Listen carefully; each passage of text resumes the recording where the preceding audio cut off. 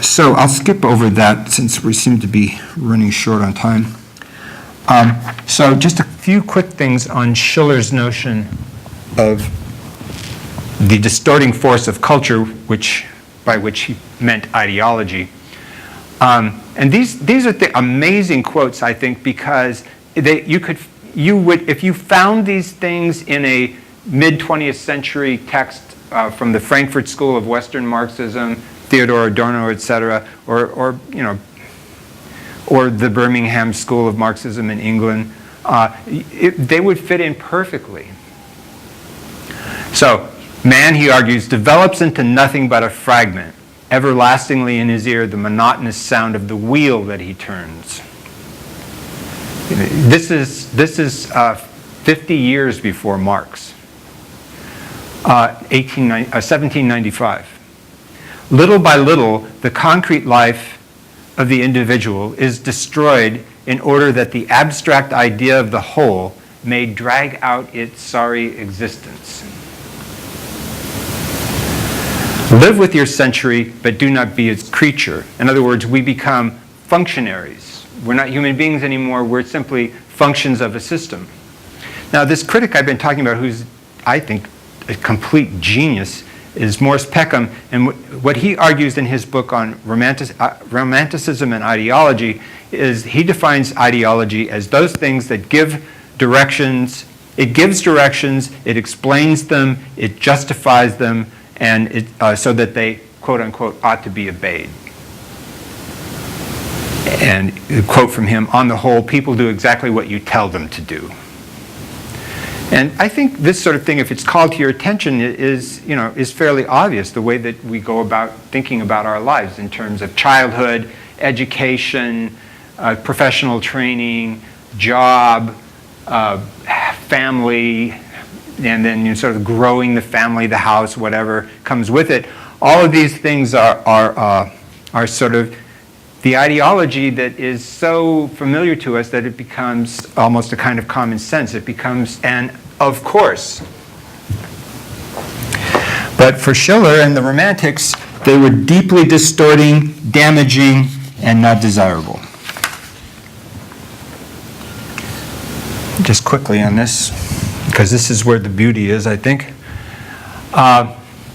This first quote from Schiller is very Rousseauian. In general, we call noble any nature that possesses the gift of transforming purely by its manner of handling it, even the most trifling, this isn't Rousseau, even the most trifling occupation or the most petty of objects into something infinite.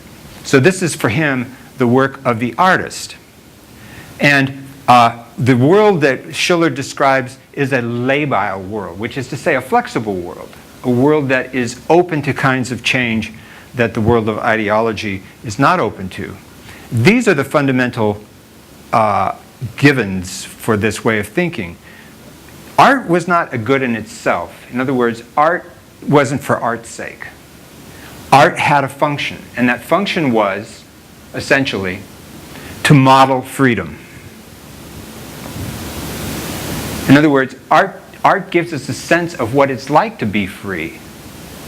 So when we listen to our favorite alt-rock band, Radiohead or whatever it might be, one of the things that makes us so happy about that music, as different as it is from every kind of conventional music, what makes us happy about it is that it's telling us something about what it feels like to be free. So art welcomes the random. And I think the entire history of art from the Romantics to the present is the history of the development of this openness to the random. Ideology is not open to the random. It kind of likes to keep things as stable as possible. So art and Romanticism was for Schiller an ideology of anti-ideology. So its only truth was that, Peckham puts it very well at the bottom there. He says that a truth that is announced as a lie is a higher truth than a truth that is announced as a truth. And one last quote. With Romanticism, art becomes a violation of expectancy, a means of cultural transcendence, and my favorite, ideological vandalism. That's what art is.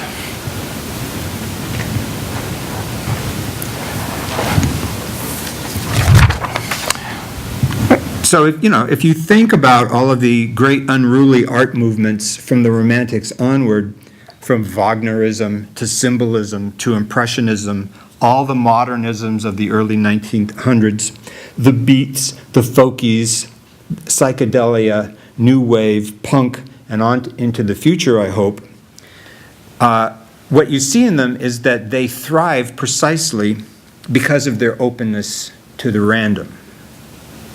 They'll let anything in. There are no rules. And they seek to create alternative worlds. And this is where I think Romanticism kind of comes together with my first remarks that were kind of self-serving memoiristic remarks. It seeks to create countercultures. That for the Romantics is art's primary job, is to create countercultures, create space that you can live in. I mean, that's how I always felt about the counterculture in the 60s. They were saying, you don't have to live in that suburb. Come here and live this way. And it was like, okay, thank God somebody said that to me, you know?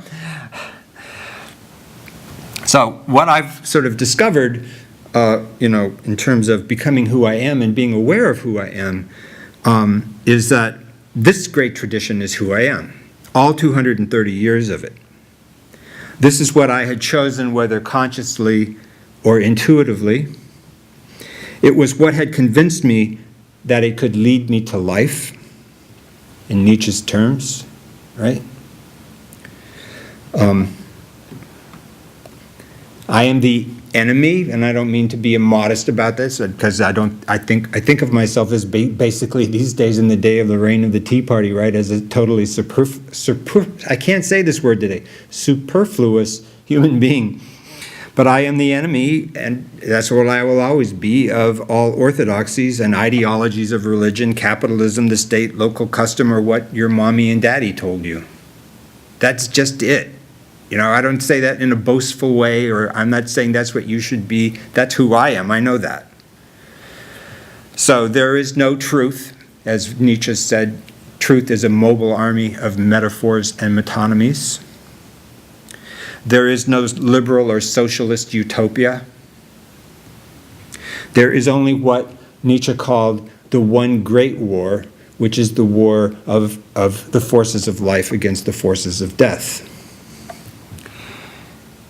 And for Nietzsche, history's heroes are its artists and philosophers, those who feel free to treat received wisdom as a fraud, and who gaily, one of Nietzsche's books was called The Gay Science, or The Joyful Wisdom, who gaily take up the challenge of reinventing the world day by day, infinitely. So that's part 2. And I hope you'll indulge me just a bit and let me do this last bit. I just want to talk briefly about the project that I'm working on now. I've come out of I began as a fiction writer. About 7 years ago, I kind of got derailed because of something bad I said about Terry Gross into writing nonfiction. And I wrote 3 books that I'm very proud of, The Middle Mind, The Spirit of Disobedience, and The Barbaric Heart in that period. But now I really feel like that's done. Actually, a lot of editors have told me that that's done too. So I had some push, And so what I want to do with what remains of my creative life is to work on one big thing without worrying about publication, without worrying about how big of a binding a book will hold up to, without worrying about how much it will cost.